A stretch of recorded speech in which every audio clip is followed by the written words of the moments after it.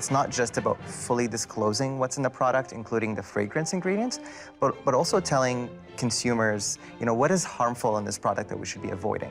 A recent report showed that that chemical was found in the bloodstream within 20 minutes after the person put that sunscreen on their body. You test the air quality in metropolises, you'll find perc in the air, and the only source of it ending up in the air is from the dry cleaning industry. We are over-sanitizing our homes, and that is leading to an increase in antibiotic-resistant bacteria. With a latex bed, what you're finding here, it's giving in your hip area, but then right away it pushes up, supporting your spine, right to your shoulders. From the Zoomerplex in historic Liberty Village, the Zoomer with Marissa Semkiw. Welcome to the Zoomer. I'm Marissa Semkiw. Did you know that every day you rely on household cleaning products that contain thousands of potentially harmful chemicals? These chemicals include flame retardants and phthalates and can be found in everything from carpets and curtains to electronics and even shampoo. They are pretty much everywhere around us. So should we be worried about this reality? What are the risks associated with common household products? Should we take precautions to reduce our exposure? Or as the old adage goes, the dose makes the poison. Today's show tries to answer those questions and more. But before we dive in, let's tee up the topic. Environmental experts say the average home is rife with toxic chemicals lurking in your furniture, cosmetics, and even your cleaning products. A report looking at more than 2,000 household cleaners like dish soaps and bleach found that 53% of products contained lung-harming ingredients, including carcinogens like formaldehyde and chloroform. Meanwhile, experts warn, beware of sunscreens. More than half either don't adequately protect against sun exposure or have harmful chemicals in them, including well-known allergen oxybenzone. If that's not bad enough, chemical preservatives widely used in cosmetics and skin lotions have been linked to a range of health hazards from dermatitis to cancer. Even our household dust has been found to contain 45 toxic chemicals. But it's not all doom and gloom. Depending on the product, there are different levels of exposure and concern. Plus, there are safe alternatives to chemical-laden products.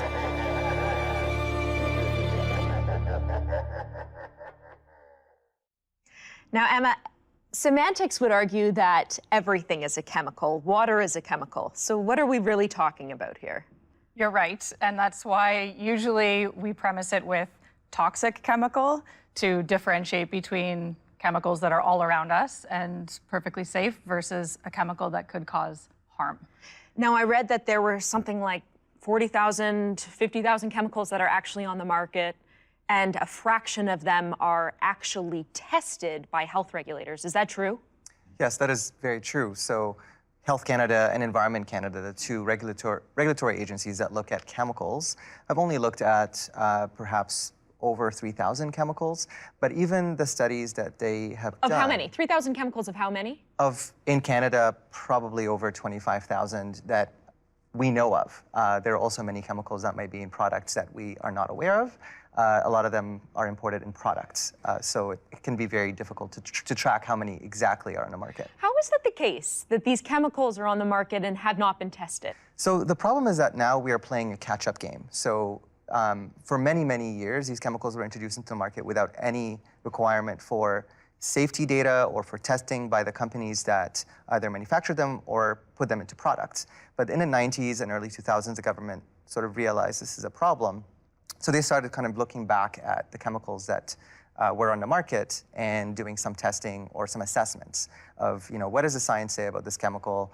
Is it harmful? How much are we exposed to it? But we still know that there's a lot of limitation in terms of the data that's available, and that limits the ability of Health Canada to say conclusively that something is, harmful or could cause cancer or could cause hormone disruption. And there's something in Canada called, Susan, a hot list, and that's Health Canada's list of chemicals that are regulated, if you will. Exactly. They publish a list, which is constantly being updated, that for companies like ours, that gives us a playlist and which which ingredients we cannot use in a formulation. And if we're going to use an ingredient, it will actually prescribe the levels in which it can be present. In certain cases, if you're going to use an ingredient over that percentage, then you need to have specific test data that you commission on your own that would be available to Health Canada to prove that it's safe, or that the claim that you're making about that product and that ingredient can be substantiated. Now, one of the ingredients on that list, Cassandra, is formaldehyde. And it says that you can use up to 0.03% of formaldehyde in your products. Does that mean that 0.03% of formaldehyde in your products is safe? Well, it's a tricky question because when they're doing tests like that, they're not really taking into consideration the toxic load that we're taking on every single day. All of the myriad of products that we're putting on our skin, but also things that we're exposed to that are completely outside of our control, that are in our environment. So even though that small percentage, when you are putting it on once, might not be making a substantial difference in your health, it's a very accumulate effect over time. And it can take a really long time in most people to see the issues arise in their bodies. And it can also be quite hard to correlate the issues with that specific chemical, such as formaldehyde. What I'm hearing is it sort of depends on the product, it depends on the chemical. When we talk about exposure, is this a lifetime exposure, or is this something that you could expose yourself to and immediately you'd have a negative reaction? Yeah, and how you're exposed, and it even depends on each individual person, because we all have different tolerances to these chemicals, and some of us may have been born with a lower tolerance than somebody else, and that's why certain people are allergic to certain things and other people don't have a problem. It's just like somebody could smoke forever and never develop cancer, but we still know that it is cancer causing, right? And so it is very individualized, which to Mahana's point, it's hard to study, and it can take a very long time to manifest. And I think people tend to say that, oh, well, I've been using X product for so many years and I'm healthy, but we have I think, a kind of warped sense of what healthy means. Like, being healthy doesn't just mean not being horribly sick.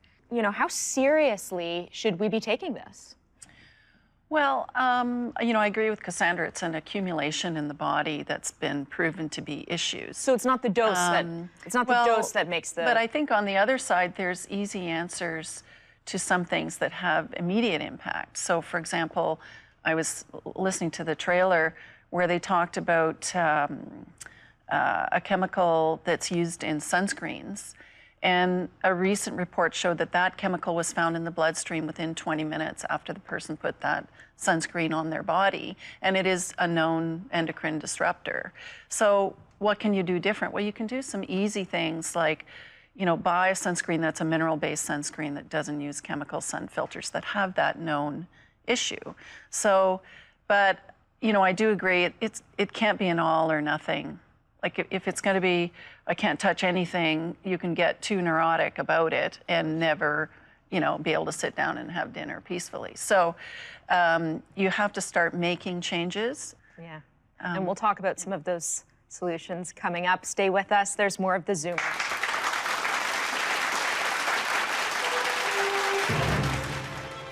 I make my own cleaners because they're very easy and cost effective. And so, you know, I've got powdered laundry soap. So it's half Castile soap and then a quarter baking soda and a quarter washing soda.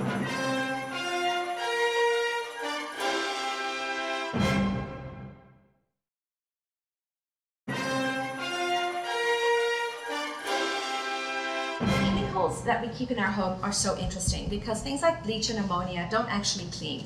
Companies are so clever in how they market products to us. Most of the time we don't need it, and most of the time they're really bad for us and the environment. When you're talking about conventional products, bleach and ammonia are two of the worst things that you can have in your home. Both of those things off-gas well after you've used them. So you clean with bleach and you're like, oh my God, my house is so clean. It's not. Your indoor air pollution will be much, much higher as a result of the off-gassing. Same thing with ammonia, same thing with pine sol, same thing with every kind of product that they dupe you into thinking that you need to clean your home. That was Candice Batista, environmental journalist and advocate, delivering a seminar on the health risks associated with the use of conventional household cleaning products. And joining me now to discuss it further and for eco-friendly ways to clean your home is Emma Roman, environmental engineer and author of Green at Home. Emma, thanks for being here. Here we have sort of your conventional cleaning products, a lineup of them, if you will. Yep. You know, your glass cleaner, your floor cleaner, your bleach. What's wrong with these products? So with conventional cleaners, the biggest thing is they are typically highly fragranced. And so synthetic fragrance ingredients can be very troubling for people with asthma. They can cause reactions in people that are otherwise healthy, but they can build up over time. So fragrance is a big one in cleaning products. Disinfecting ingredients are another one. I think there are a couple samples of products here that would typically have disinfectant. So sure, yeah, your disinfectant wipe, for example, why should we avoid that? So we are over-sanitizing our homes, and that is leading to an increase in antibiotic-resistant bacteria. It's causing problems in our guts, which is where most of our immune system lives. And so it's actually causing us, we think we're cleaning our homes and getting rid of germs, but it's actually causing more problems because it doesn't just kill the bad germs, it kills the good bugs that we need or bacteria that we need in our bodies to be healthy. And so we're killing all those off. What about bleach? I mean, I can't stand the stench of bleach, but what's wrong with it? The biggest problem with bleach is that it is highly reactive with other ingredients. And so what you have to be very careful when you're using it because in and of itself, it's very irritating and it can cause damage to the lungs. But if you mix it with certain things, it can cause a lot more toxic gases. So like if you're cleaning with vinegar, you never want to mix that with bleach, for example, because that can be very harmful. Actually, I read a study that said that if you use bleach even once a week, it increases your risk of COPD by 1/3. Is that true?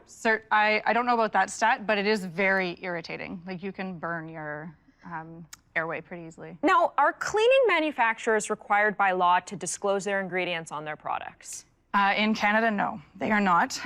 Hopefully that is changing because California is starting to change their laws, and so usually there's kind of a trickle-down effect, but right now they are not required to disclose anything. And what that means is some brands will put ingredients on it, but we don't know if it's the full list, or they'll use very generic terms without actually including the substance, so we don't know what's in it.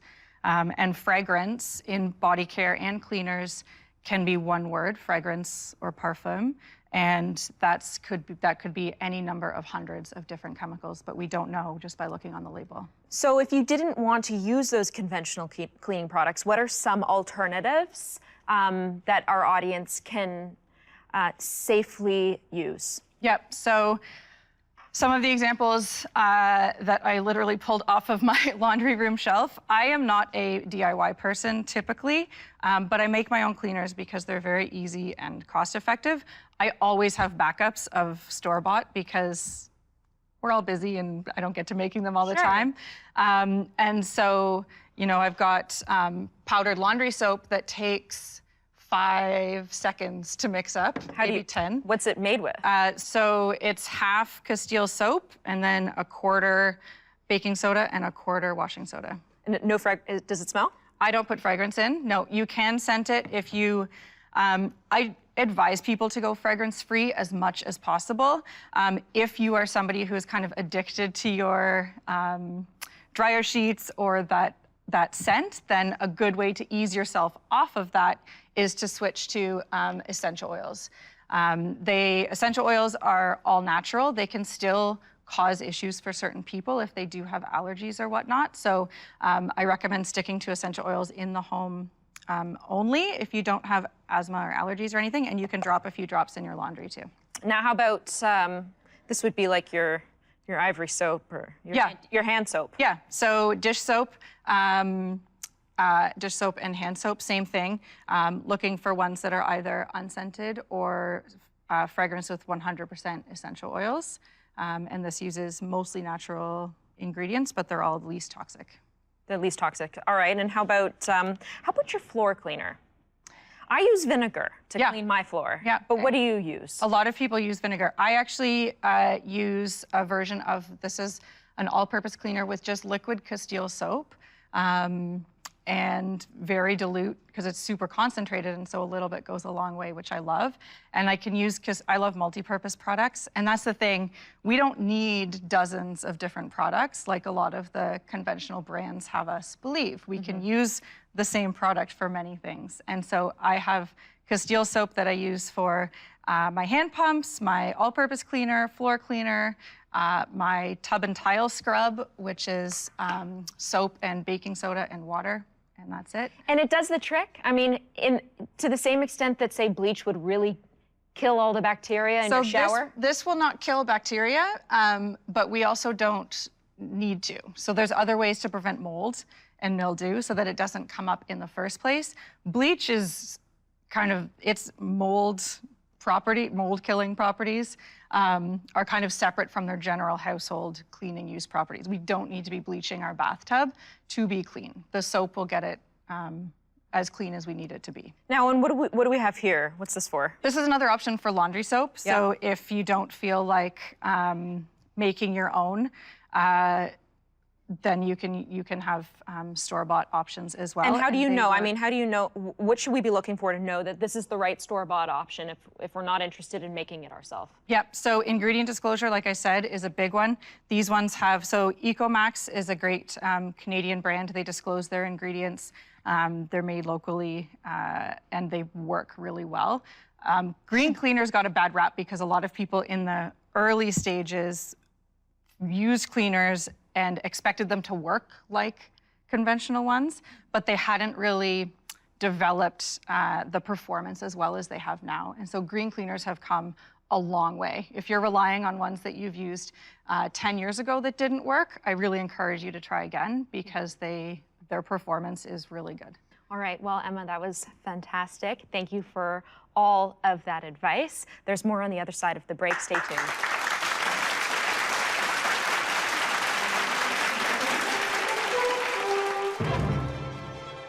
Like if she uses a regular pink soap, for example, her hands will get all scaly and red and her skin swells. And if she uses a regular shampoo, she gets flaking in her scalp and redness, itchiness.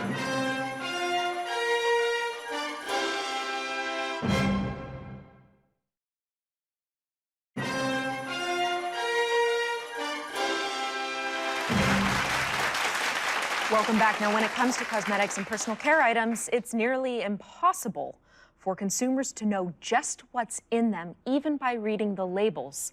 Because believe it or not, many of the ingredients contained in the fragrance formula are hidden. So is this cause for concern? How do we know which products are safe and which cause harm?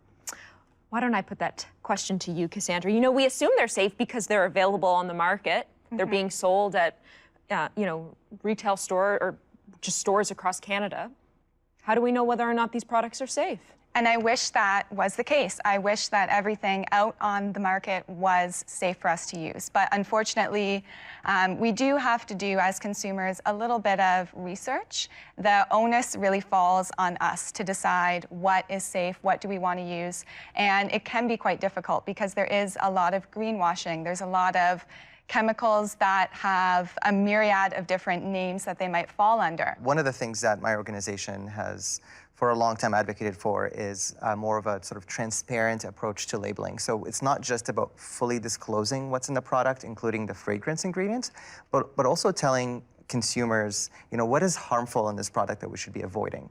So if you look at California, there's a law in California that's been in place since the 80s that provides warnings if there's a cancer-causing chemical or an allergen or a reproductive toxicant in the product, it would say on the package that this has a cancer-causing chemical. So it kind of gives you more, not just of the right to know, but the ability to make informed decisions. But our laws in Canada have not accomplished that, and we're really behind when it comes to labeling and disclosing ingredients. But I think Health Canada sort of, Emma, is taking this perspective that it's the dose that makes the poison. Yeah, our regulatory system, and one of the things that people like to compare it to is Europe and why our regulations are so different. And the European agencies tend to subscribe to the precautionary principle, where if there is a potential for a substance to cause harm, then it will likely be banned until they can sort it out. Whereas in Canada and the US, it's the other way around. And a chemical has to be proven to be harmful before it will be removed. And those studies take lifetimes, really. And so we end up with this increasing body burden as we're using these products over time. And it's not until often chemicals will be on the market for a decade or longer before they've decided that or determined the environmental impact and the health impact and end up banning it. Patrick, now you come from the dry cleaning world. And I know that when I send my clothes to the dry cleaner and they come back in those plastic bags and I remove the plastic bag, there's a smell. Sure. That smell comes from perk, which is one of the solvents that traditional dry cleaners use to clean clothing. You know, the problem with that is that I think to Mohammed's point, our problem in this issue is that people just aren't informed when that's being used. Like, you would have to go in and ask if they were using perk to clean the clothing. And does perk is bad for us? Yeah, it's terrible for you. It'd melt the soles of your running shoes if you stood in it. So you don't want to, you know, it's not a good idea. I'll tell you the other thing is that if you test the air quality in metropolises, you'll find perk in the air, and the only source of it ending up in the air is from the dry cleaning industry. So, you know, from our perspective, it's about what you're bringing home on your clothes, what it's putting into the environment, whether it's these micro silicone beads that some of these greenwashing alternatives are using in the industry, or a more harsh solvent like perk. And, you know, in addition to that, it's just public awareness. People should have the right to choose, but they have to be informed to be able to make that decision.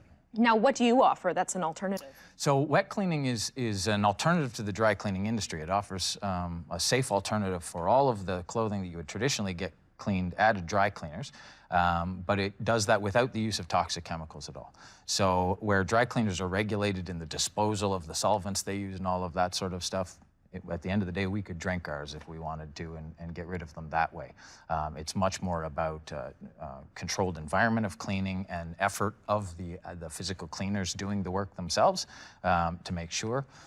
The other thing is that dry cleaning only treats dry side stains. So it only really manages grease and oil and things like that, but it doesn't remove body odor or food or any of that sort of stuff, right? So they're using more traditional methods somewhere to deal with those stains. Now, Susan, you have an interesting story for why you got into this sort of organic industry. Tell us about it. Yeah, my daughter always has had severe allergies, both topical, like anything that she puts on her skin, washing her hair, and food-based allergies. And she had this when she was a child, and I could never figure out what was going on. And just what we're saying, when I went to the health food store and I read the ingredient list, I couldn't figure out what was in the products and whether it, in fact, was any better than, you know, buying something at the drugstore. How would those allergies manifest themselves? Well, she'd get like if she uses a regular pink soap, for example, her hands will get all scaly and red and her skin swells. And if she uses a regular shampoo, she gets flaking in her scalp and redness, itchiness. And she still has it to this day. She lives in the States now, so she's self-sufficient in terms of where her products come from. But she was really the impetus for me 10 years ago to say, okay, we need to do a better job at disclosing to consumers what's not in the products, so we make it simple for them. And to have nice packaging and display it in a way that people would be proud to have it in their home and give it to other people. So what are some of the products that you created as a result? So we started with Green Cricket and we made personal care products that would solve her problem. Talk about a mother like going to the ends of the earth to solve one child's problem. So she's truly spoiled.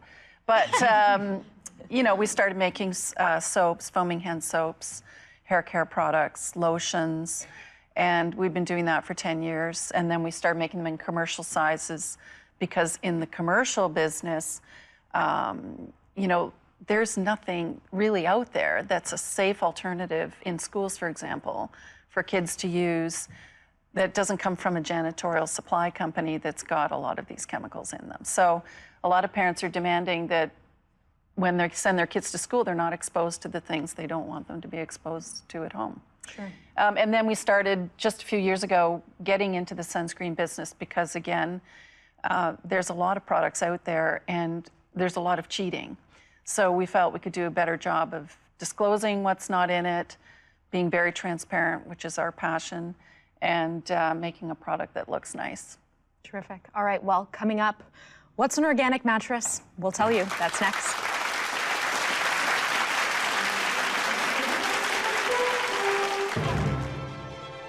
If it's done with the right materials, the latex, the right firmness, and it keeps your spine in a good neutral position where you're not subluxing your back, you're gonna have a deeper, better sleep. You're gonna have less tossing and turning.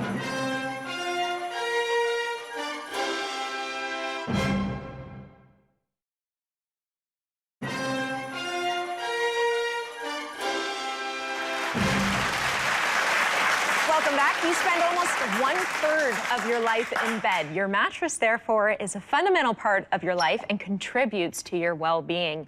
John D'Amico, president of Soma Organic Mattresses, joins me now for how to create an organic bedroom, starting with the mattress. I don't think a lot of people have ever heard of an organic mattress, so why don't we start there? What is an organic mattress? Most people don't know what an organic mattress is, and most people don't know what's in a regular mattress as well. That's true. So an organic mattress is a mattress made with organic materials. So we're not using any petroleum-based foam at all in our product. We're not using any springs. We're using latex, sap from a rubber tree, organic wool, and organic cotton. So just 3 ingredients. What makes it? Are there no coils inside? No, so what's inside the base of the material is latex. So latex is like any plant or tree can extrude a sap. So it's that sap that comes from a tree called the Hevea brasileus rubber tree. So they're taking sap, about 15 grams of sap from a tree, and they're baking that sap into a core. The core is what gives it the rebound. So when I push down here, it pushes back against your body. And we can bake that, or the factories that make the latex production can bake that in different densities. So we can create a custom feel for each side of the bed. Now, what about people with latex allergies? There are latex allergies out there. And typically a latex allergy, there's a debate on latex allergy. A lot of people say it's a tactile allergy, so it's a touch allergy. But I have known people to have actually even latex scent allergies. And that's a protein that's in a latex product. So when these cores are baked, it goes through a 3-stage washing process. So it removes a lot of that protein in the latex already. And then every core is wrapped in organic cotton sock. So there is no latex directly touching the skin to cause that tactile allergy. And then everything is, again, wrapped in organic wool and then organic cotton. Now, is there a difference between just regular cotton and organic cotton? I mean, how important is that to the fabrication of this bed? Well, we need to encase the product in something, and the reason we use organic cotton is because organic cotton isn't sprayed, and cotton is probably one of the most heavily sprayed crops in the world in terms of chemicals. So pesticides, exactly. So with organic cotton, it's not sprayed with any pesticides at all. So that's why we're using organic cotton on the exterior. How do you know an organic mattress improves your sleep? I mean, what is so, other than, of course, have there been any empirical tests done to determine whether or not people actually do get better sleeps on organic mattresses? I can only talk from 15 to 20 years of selling these products, and it's referral-based business. So people come in saying their sleep's improved. So it's not just an organic mattress will improve your sleep. If it's done with the right materials, the latex, the right firmness, and it keeps your spine in a good neutral position where you're not subluxing your back, you're gonna have a deeper, better sleep. You're gonna have less tossing and turning, a more deeper sleep. So that's basically how it can improve your sleep. But I think like all organic mattresses aren't created equal. You have to get the right combination of firmness, and you have to get the right materials being used, because the word even organic in general, people could write, in Canada, you can write organic on the cotton and only use 10% organic cotton in that product. The rest could be another material. The improved sleep will come because you're not using petroleum-based foam. Because petroleum-based foam, there's no breathability in that, and there's a lot of off-gassing that occurs in a regular mattress. So you'll get a better improved sleep because you're not going to be as irritated. Not everybody will be irritated by petroleum-based foam, but many of our customers are coming in because they don't know what's wrong. They're finding that they're waking up, their eyes are itchy, scratchy throat, chronic sinusitis, things like that. So they're coming into our store looking for a solution. What do you look for? How do you know what's the right firmness? Are these things that you would do in your store? In our store. So we customize everything The latex sap can be baked in all different densities. So we brought one model here that has 2 different furnaces just to display how we can create a furnace. What we look for is when you lay down, if you want, I can show you on your side. Let's do it. Okay. Also, an excuse to lay down. And maybe what I'll have you do is face the audience this way. Okay. Woo. Hello. So when you're on your side on a mattress, the way latex works, again, it's all on rebound. So we're naturally heavier in our hip and our shoulder.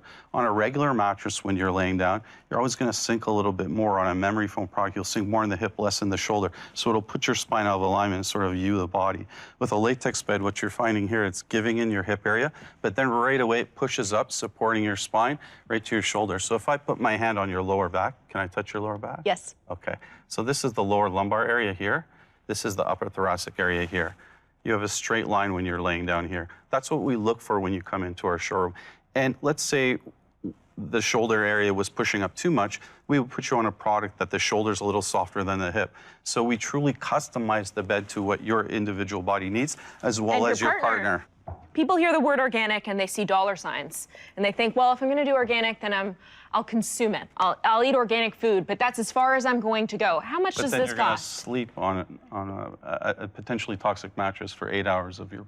We were talking earlier about what can you do to improve your toxic load. Well, I think sleep is essential because that's your immune building time, that's your restorative time. So yes, it can get expensive because we're dealing with raw materials that are a little pricier than cheap petroleum-based foam products, but they're still realistic. Like, mattress like this can start anywhere from $2,000, to $4,000 in that range, depending how much material we're using. So if you look at that over the durability of what one of these mattresses can last, it's not a lot of money. Like our mattresses could last anywhere from 15 to 20 years of the same comfort. Whereas a traditional bed today, we're seeing after 2 or 3 years, they go into a landfill. You say you can keep this for 15 or 20 years? Absolutely. That's a pretty good investment for something that costs, would you say, $2,000 to $4,000? Yeah, say $3,000 in general. All right, all right.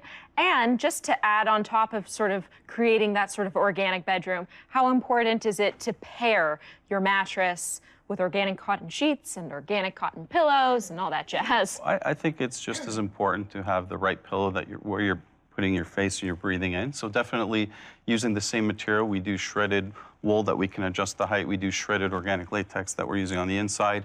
And we do alpaca wool, which gives you like a down-like feel. So we try to mimic traditional pillow feels, but using more organic materials. All right, terrific. John, thank you very much. There's more after the break. Stay tuned.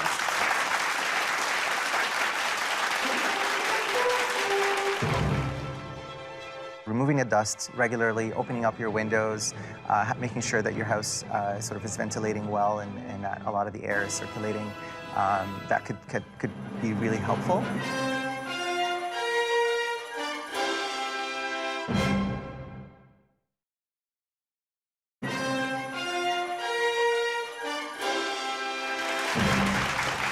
Welcome back. It's time for questions from our audience, and we'll start with Lynette. Thank you for being here. What's your question? I'm just wondering what type of toxins can be emitted from your furniture, like living room furniture, etc. So couches and electronics are usually contain flame retardants, and flame retardants are added to make the product more fire resistant. But the problem is that they really add, so the manufacturers add so much of those chemicals that throughout the lifetime of the product, those chemicals are off-gassing, and we're breathing them in, and also they're attaching to dust, and we inhale the dust, but also kids who spend a lot of time on the floors, on carpets, are being exposed to them. But you can't avoid the flame retardants in your couch. I mean, surely we're not advising people to go home and buy a brand new couch and a brand new carpet. Those things are expensive. So what are some of the ways that we can live with these toxins and try to reduce our exposure to them? Another great question. Our advice is usually, cleaning your house regularly can really help to reduce your toxic load because, as I said, dust is usually where a lot of the toxics accumulate. So by removing the dust regularly, opening up your windows, making sure that your house sort of is ventilating well and that a lot of the air is circulating, that could be really helpful. And when it's time to upgrade your furniture, looking for those products that are made by companies that are more responsible and are using greener chemicals or not using toxic chemicals would be the right thing to do at that stage. And don't add stain repellents. You know, some people will do kind of a post-purchase stain repellent treatment. Skip that. And yeah, with children and stuff, just try to wash your hands if you're sitting on something that's new. Obviously, I don't advocate for buying new stuff either. So, you know, if you're touching it before eating, wash your hands. That can go a long way as well. All right, thanks, Very Lynette. good. Thank you.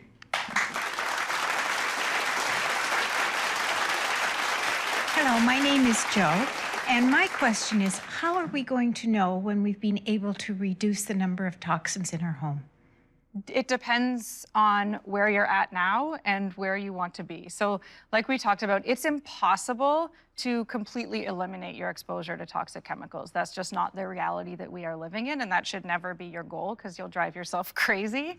And so I think it's looking at doing a little bit of an audit in your home and identifying where your biggest sources of toxic chemicals are and what you are most easily able to change right off the bat.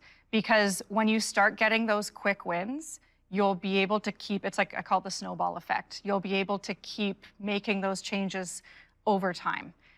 If you're experiencing allergies or asthma, or you've got some sort of hormone-related issue, then, or something like an existing health concern, then it can help to focus on something that is linked with that, because you're going to be supporting an immediate need right off the bat. And then you can start to move into other things. So I often start with skincare and body care and cleaners, because it's something that we use every day. It's sitting on our skin, we're breathing it in. And it's a pretty quick consumable, right? It's easy to use up what you've got and switch over. And then you can keep working from there through each room of your home is how I work with my clients. Yeah, I would say that there are studies that looked at, you know, is it effective when you start to use products that don't have toxic chemicals to reduce your load? And the answer is yes. So in the US, there was a big study that basically they had a sample of young women that were provided with cosmetics that had fewer toxic chemicals, and then they tested their bodies, and their toxic load was reduced significantly after a few days. But I also did this sort of experiment last year, where a colleague of mine and I basically avoided BPA and BPS from plastics, from food cans, for 2 weeks, and then we tested our bodies, and we couldn't detect any BPA or BPS. So we were confident that the advice that we're giving is actually, you know, it works. So I think taking those simple steps can really make a big difference. All right, thanks very much. When we come back, final thoughts.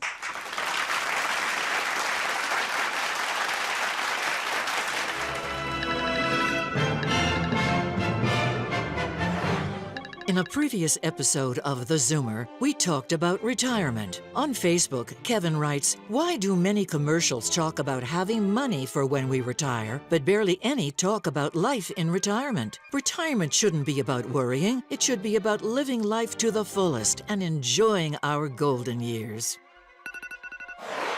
In another episode of theZoomer, we discussed mental health. Maria wrote on Twitter saying, "No one should ever feel alone. There is always someone who is willing to listen. Your problems are never a burden to someone else. There is always light at the end of the tunnel. Please speak out.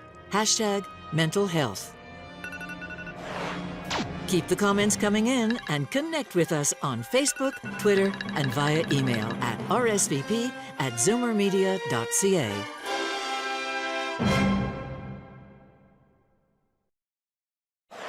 Don't forget, for free tickets to the show, go to www.universe.com and search Zoomer Media, and log on to www.thezoomertv.com for full episodes and more.